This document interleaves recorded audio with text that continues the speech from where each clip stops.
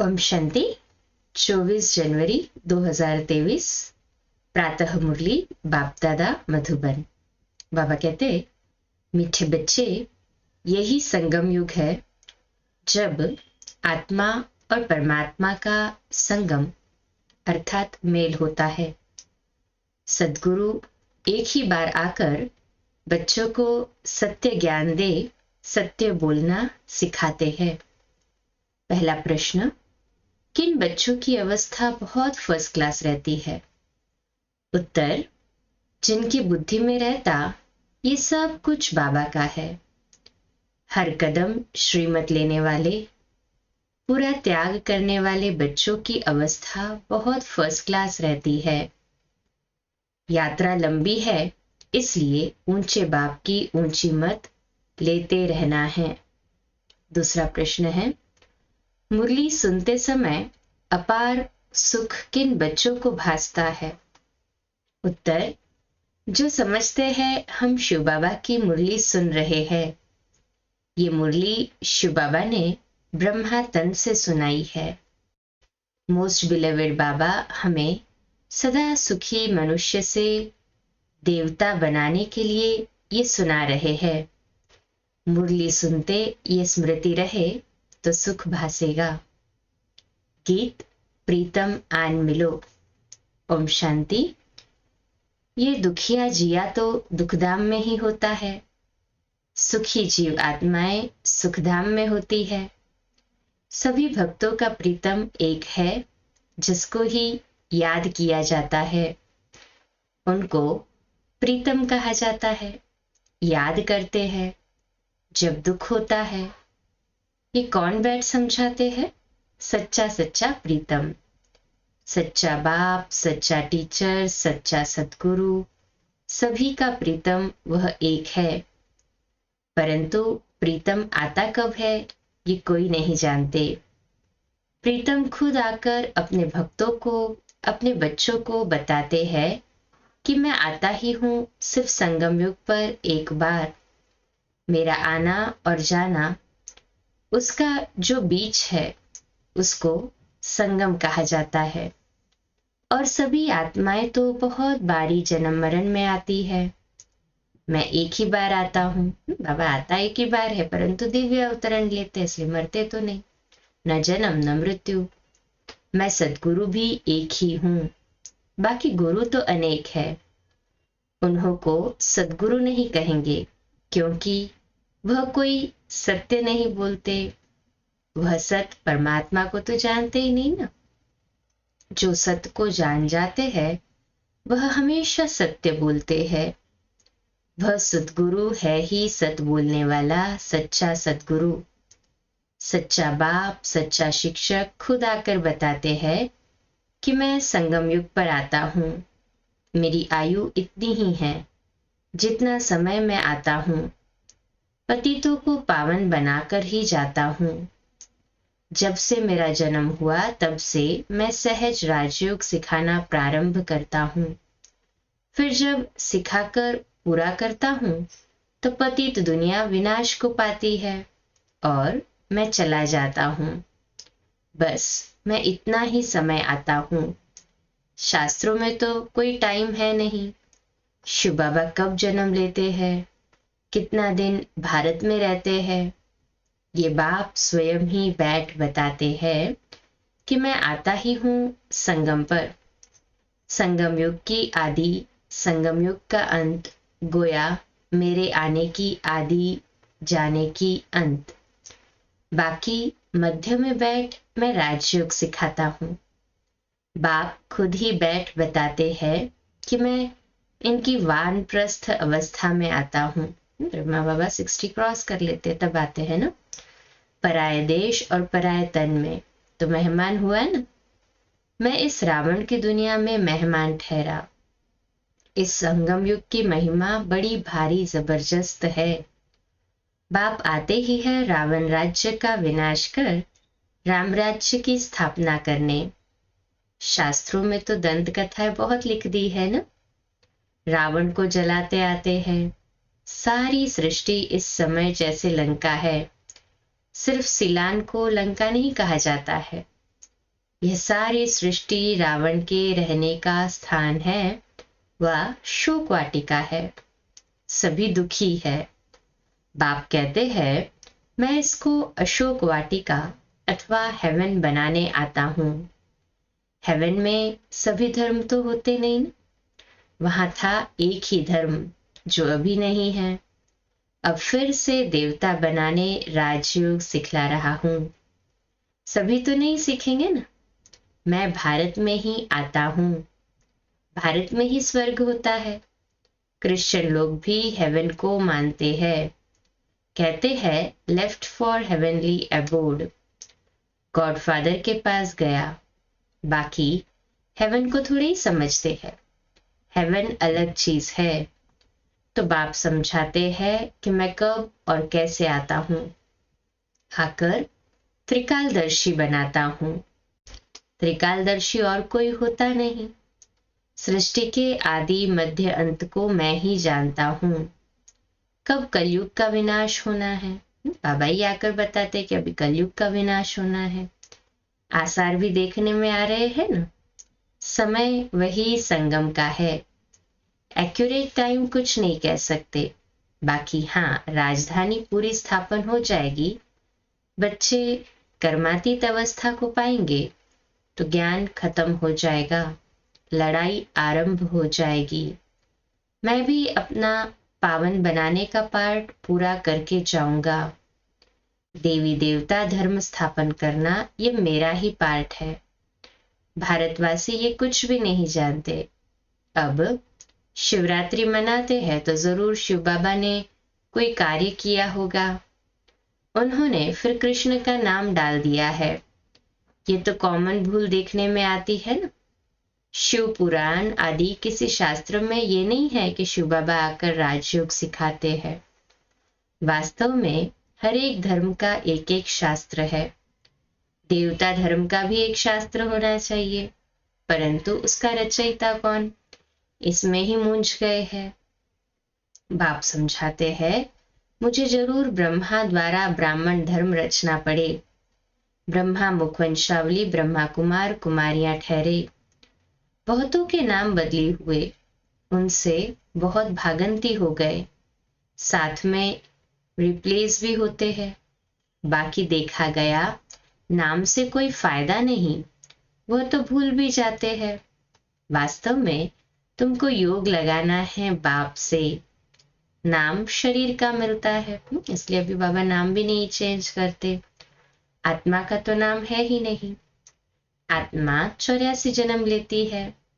हर जन्म में नाम रूप देश काल सब बदल जाता है। ड्रामा में कोई भी हो जो एक बारी पार्ट मिला हुआ है, उसी रूप में फिर कभी पार्ट बजा न सके। वही पार्ट फिर 5000 वर्ष के बाद बजाएगी। ऐसे नहीं कृष्ण उसी नाम रूप से फिर कोई आ सकता है, नहीं।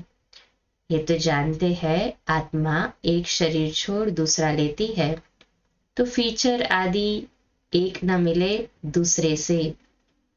5 तत्वों के अनुसार फीचर्स बदलते जाते हैं। कितने फीचर्स है, परंतु ये सब पहले से ही ड्रामा में नोंद है। नया कुछ नहीं बनता। अब शिवरात्रि मनाई जाती है, जरूर शिव आया है। वह सारी दुनिया का प्रीतम है। लक्ष्मी नारायण व राधे कृष्ण व ब्रह्मा विष्णु आदि कोई प्रीतम नहीं है, गॉड फादर ही प्रीतम है। बाप तो जरूर वर्षा देते हैं, इसलिए बाप प्यारा लगता है। बाप कहते हैं मुझे याद करो, क्योंकि मेरे से तुमको वर्षा पाना है। बच्चे जानते हैं इस पढ़ाई अनुसार जाकर सूर्यवंशी देवता व चंद्रवंशी क्षत्रिय बनेंगे। वास्तव में सभी भारतवासियों का धर्म एक होना चाहिए, परंतु देवता धर्म नाम बदल हिंदू नाम रख दिया है, क्योंकि वह दैवी गुण नहीं है। अब बाप बैठ धारण कराते हैं, कहते हैं अपने को आत्मा समझ अशरीरी हो जाओ। तुम कोई परमात्मा नहीं हो, परमात्मा तो एक शिव है। वह सभी का प्रीतम एक ही बार संगम पर आते हैं। ये संगम युग बहुत छोटा है। सभी धर्मों का विनाश होगा। ब्राह्मण कुल भी वापस जाएगा, क्योंकि उन्हों का फिर दैवी कुल में ट्रांसफर होना है। वास्तव में ये पढ़ाई है, सिर्फ भेंट की जाती है।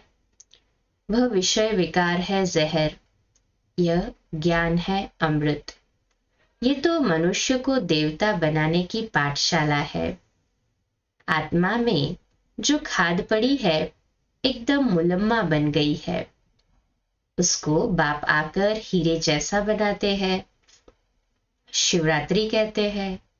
रात्रि में शिव आया, परंतु कैसे आया, किसके गर्भ में आया या किस शरीर में प्रवेश किया?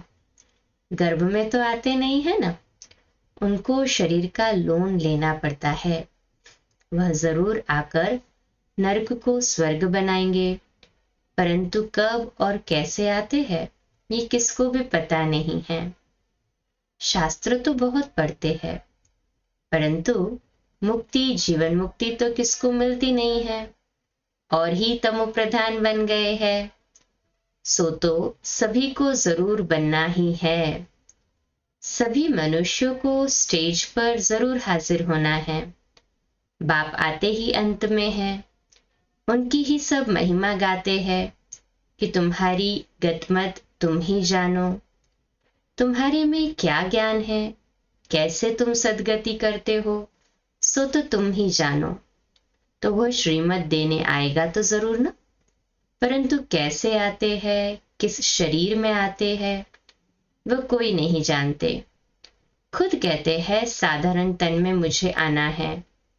मुझे ब्रह्मा नाम भी जरूर रखना पड़े, नहीं तो ब्राह्मण कैसे पैदा हो? ब्रह्मा कहाँ से आए? ऊपर से तो नहीं आएगा ना। वह है सूक्ष्म वतनवासी अव्यक्त संपूर्ण ब्रह्मा।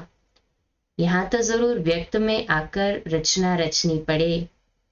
हम अनुभव से बता सकते हैं। इतना समय आते और जाते हैं। बाप कहते हैं मैं भी ड्रामा में बंधा हुआ हूं और मेरा पार्ट भी सिर्फ एक ही बार आने का है। भल दुनिया में उपद्रव बहुत होते रहते हैं। उस समय कितना ईश्वर को पुकारते हैं, परंतु मुझे तो अपने समय पर ही आना है, और आता भी वानप्रस्थ अवस्था में। ये ज्ञान तो बड़ा सहज है ना, परंतु अवस्था जमाने में मेहनत है, इसलिए कहेंगे मंजिल बड़ी ऊंची है। बाप नॉलेजफुल है, तो जरूर उसने बच्चों को नॉलेज दी है। तब तो उनका गायन है ना, तुम्हारी गतमत तुम ही जानो। बाप कहते हैं मेरे पास जो सुख शांति का खजाना है वो बच्चों को ही आकर देता हूं। ये जो माताओं पर अत्याचार आदि होते हैं ये भी ड्रामा में नोंद है। तब तो बाप को आना पड़ता है जब पाप का घड़ा भरेगा। कल्प कल्प ऐसे ही रिपीट होता है। यह बातें भी तुम अभी जानते हो, फिर भूल जाएंगे।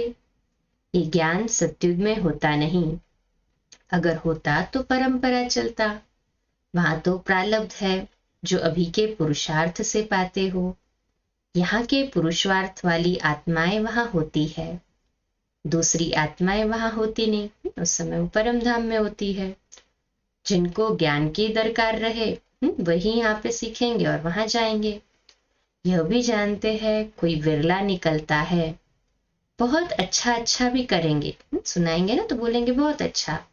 समझो विलायत वाला कोई बड़ा आदमी निकलता है, समझता है, परंतु कहाँ भट्ठी में रहेंगे, क्या समझेंगे।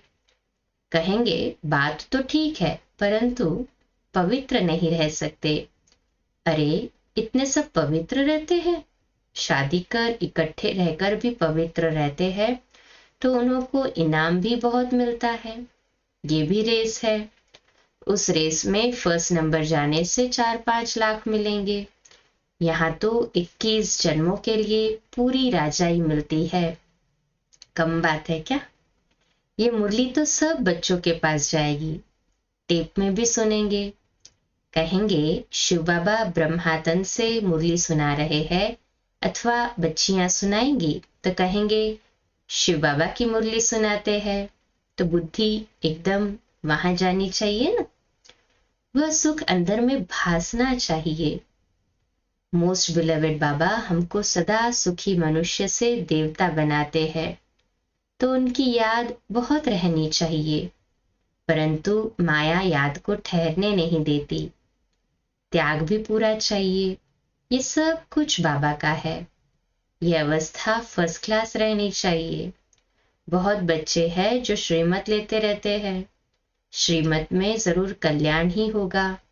मत भी ऊंची है, यात्रा भी लंबी है, फिर तुम इस मृत्यु लोक में नहीं आएंगे। सतयुग है ही अमरलोक। उस दिन बाबा ने बहुत अच्छी रीति समझाया कि वहां तुम मरते नहीं हो, खुशी से पुराना चोला बदल नया लेते हो।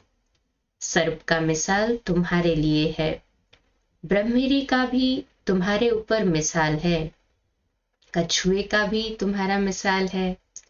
सन्यासियों ने तो कॉपी की है। ब्रह्मगिरी का मिसाल अच्छा है, सबको ज्ञान की भूभू करते हैं ना। विष्टा के कीड़े को ज्ञान की भूभू कर परिस्थानी परिजादा बनाते हो। अभी पुरुषार्थ अच्छी तरह करना है, ऊंच पद अथवा अच्छा नंबर लेना है, तो मेहनत भी करनी है।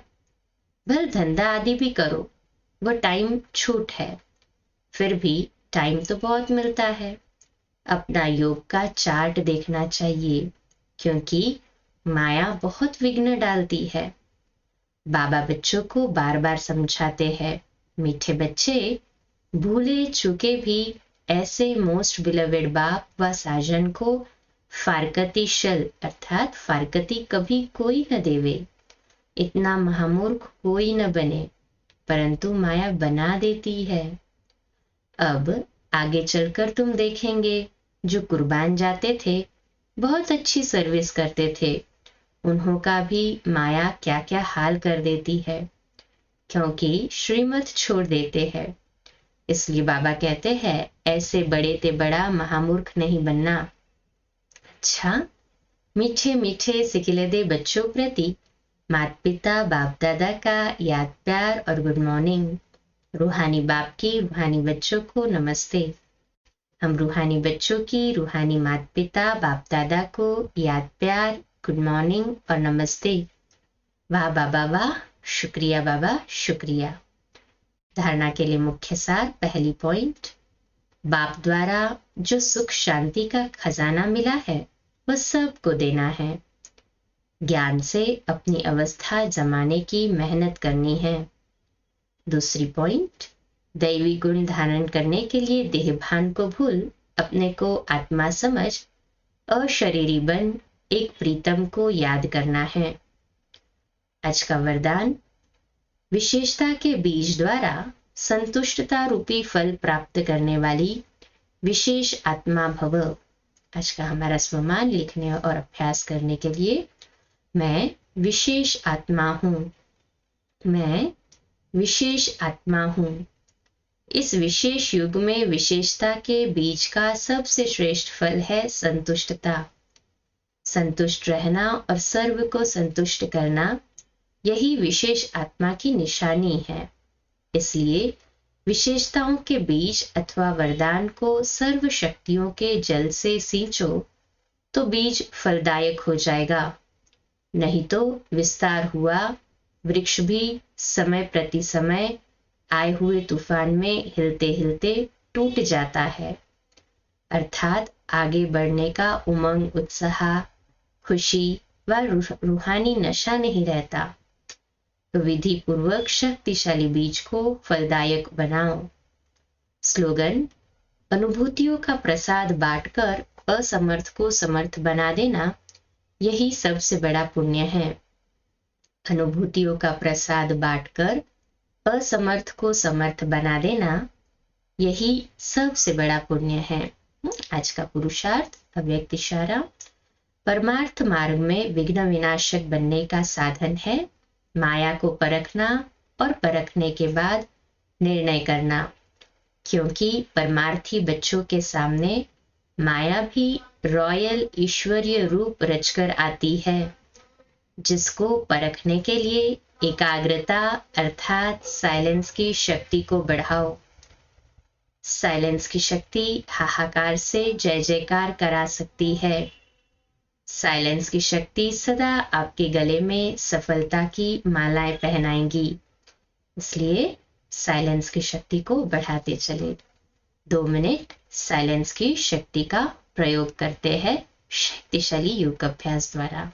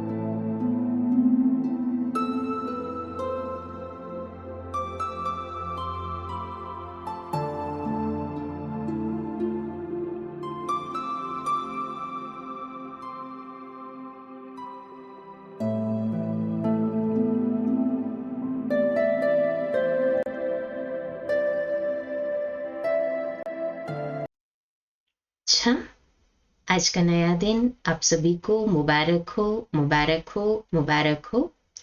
आज रात्रि क्लास अव्यक्त वाणी जो जनवरी मास की हम पुरुषार्थ में रिवाइज कर रहे हैं, उस पर 9:15 बजे और कल सुबह लाइव अमृत वेला मेडिटेशन 3:30 से 4:30 और नेक्स्ट लिंक 4:45 बजे प्यारे मीठे बाबा की मधुर मुरली। ओम शांति। आज का नया दिन आप सभी को मुबारक हो, मुबारक हो, मुबारक हो। शुभ दिवस।